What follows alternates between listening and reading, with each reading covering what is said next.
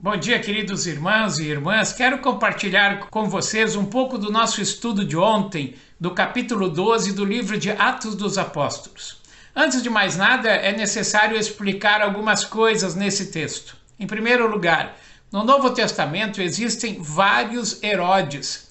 A Bíblia cita pelo menos 6 Herodes. O primeiro deles foi Herodes o Grande, que governou a Palestina toda de 37 a.C. até 4 a.C.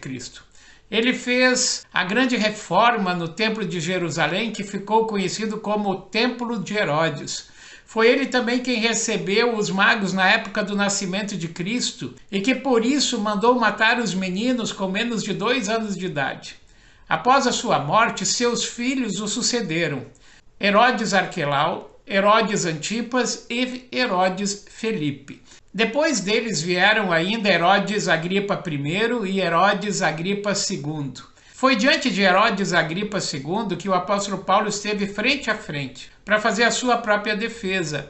E o Herodes Agripa confessou que, por muito pouco, ele não se tornou cristão, conforme lemos em Atos capítulo 26, versículo 28. Em segundo lugar, também no Novo Testamento tem vários Tiagos. Aquele que é executado integra o grupo dos 12 apóstolos, e o que recebe a notícia da libertação de Pedro é o irmão de Jesus. E em terceiro lugar, os dias dos pães asmos, como aparece em algumas traduções, era a semana da Páscoa dos judeus, que lembrava a libertação do Egito. Durante esses dias zelava-se por uma conduta exemplar. Por isso Herodes não tem coragem de executar a Pedro neste período. O governo de Herodes Agripa I é populista e demagógico e tem a sua preocupação em agradar a maioria para manter o seu poder. Manda matar o apóstolo Tiago e, quando viu que isso agradou os judeus, manda prender o Pedro para matá-lo também depois. Deixa ele numa prisão de segurança máxima com 16 guardas, mas Pedro é liberto de uma maneira milagrosa por um anjo de Deus. Isso em resposta às muitas orações da comunidade.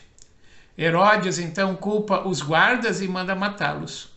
Envaidecido, ele aceita ser chamado de Deus, e isso lhe traz um fim terrível. É comido por vermes antes de morrer. A mensagem central desse capítulo é a prisão de Pedro, e também a sua libertação milagrosa, graças à intervenção de Deus. Também a atitude dos cristãos que oravam ininterruptamente, pedindo pela libertação de Pedro.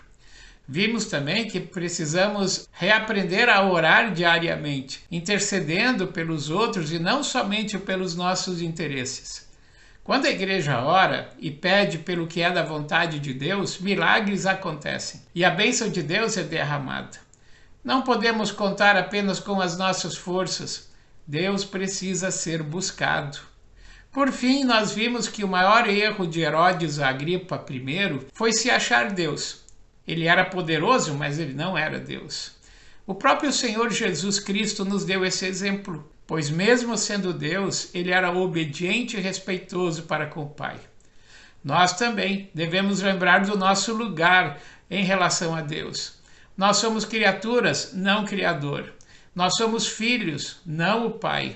Nós somos servos, não o Senhor.